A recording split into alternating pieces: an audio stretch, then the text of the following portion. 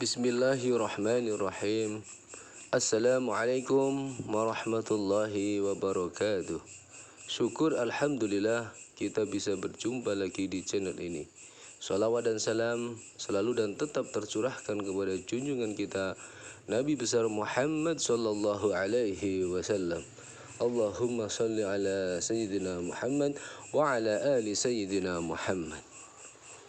Harapan dan doa saya semoga saudaraku semuanya selalu diberikan kesehatan, dilapangkan rezekinya, diampuni dosa-dosanya, dan dipanjangkan umurnya. Amin ya rabbal alamin. Sahabat beriman yang dirahmati Allah, hidayah adalah kemuliaan yang didapatkan seseorang sebagai sebuah jaminan untuk selamat dari Allah Subhanahu wa Ta'ala. Namun orang yang mendapatkan hidayah bukanlah sembarang orang dan ada ciri-cirinya. Hidayah diberikan Allah kepada orang yang dikehendakinya, sehingga kita harus berlomba-lomba mendapatkannya.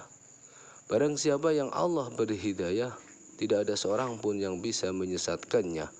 Dan barang siapa yang telah Allah sesatkan, tidak ada seorang pun yang bisa memberi hidayah kepadanya. Hidayah itu seperti sinar cahaya di saat purnama. Seseorang yang ingin menikmati indahnya cahaya rembulan harus keluar rumah untuk mendapatkan cahayanya. Bukan hanya terdiam di dalam ruang yang gelap. Begitulah cahaya, yaitu didatangkan Allah, dan hanya diberikan Allah kepada makhluk yang dikehendakinya. Berharap untuk mendapatkan hidayah dari Allah SWT salah satu langkah yang baik untuk menjadi seorang muslim yang taat. Namun agar Allah senantiasa memberi hidayah kepada kita, maka kita harus turut serta menjemputnya dengan cara tidak malas dalam mencari hidayah tersebut. Berikut ini cara mendapatkan hidayah dari Allah Subhanahu wa Ta'ala yang wajib kita ketahui. Yang pertama, memakmurkan masjid. Di sini memakmurkan masjid diartikan dengan membangun, meramaikan dan mengatur administrasinya. Orang-orang yang memakmurkan masjid dengan membangun, kemudian meramaikan masjid tersebut, segera mendapatkan hidayah dari Allah. Ini adalah janji Allah. Dan janji Allah. Lalu yang kedua, menjauhi maksiat. Orang yang mendapatkan hidayah sadar bahwa segala amalannya akan hilang sia-sia jika ia mendekati maksiat. Maka dari itu ia harus menjaga betul setiap perbuatannya agar terhindar dari perbuatan maksiat. Yang ketiga, berkumpul dengan orang soleh.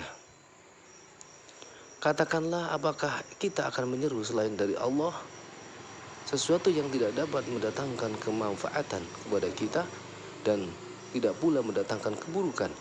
Dan apakah kita akan kembali ke belakang sesudah Allah memberi petunjuk kepada kita, seperti orang yang telah disesatkan oleh jin dalam keadaan bingung?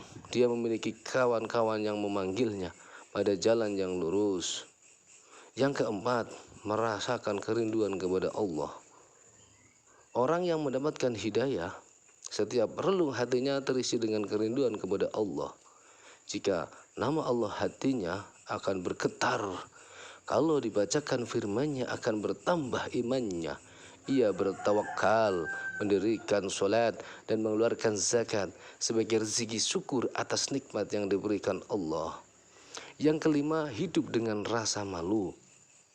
Tidak hanya kepada Allah, tetapi juga kepada makhluk Allah. Banyak Habib yang menjelaskan betapa pentingnya seorang muslim dalam menjaga rasa malu, seperti malu adalah sebagian dari iman. Bahwa ketika seorang muslim mengerti makna dan rasa malu, ia enggan berbuat dosa, karena malu kepada Allah yang senantiasa melihatnya. Yang keenam, senantiasa istiqomah, artinya berpegang teguh kepada nilai-nilai keimanan. Barang siapa yang berpegang teguh kepada agama Allah, maka sesungguhnya ia telah diberi petunjuk kepada jalan yang lurus. Lalu yang ketujuh, merasa ringan dalam beramal soleh. Orang yang telah mendapatkan hidayah akan merasa mudah atau ringan dalam melaksanakan amal soleh, rajin dan tekun dalam beribadah, serta sangat takut berbuat kedurhakaan.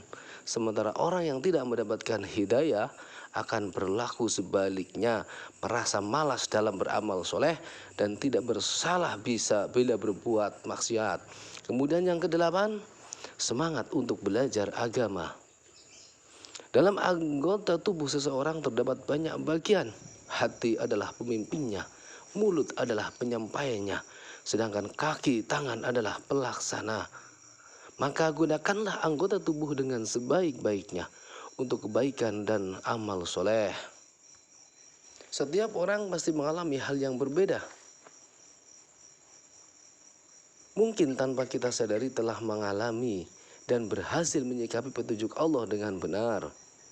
Namun bisa jadi juga kita kurang tepat dalam mengartikan petunjuknya, sehingga mengambil sikap yang salah dan menyukai. Kemudian bagaimanakah kita akan menyikapi petunjuk tersebut? Maka kembali kepada diri kita sendiri. Sahabat beriman yang dirahmati Allah, itulah ciri-ciri atau tanda-tanda orang yang mendapatkan hidayah dari Allah Subhanahu wa ta'ala.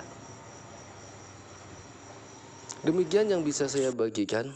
Semoga bermanfaat untuk kita semua. Amin ya rabbal alamin. Assalamualaikum warahmatullahi wabarakatuh.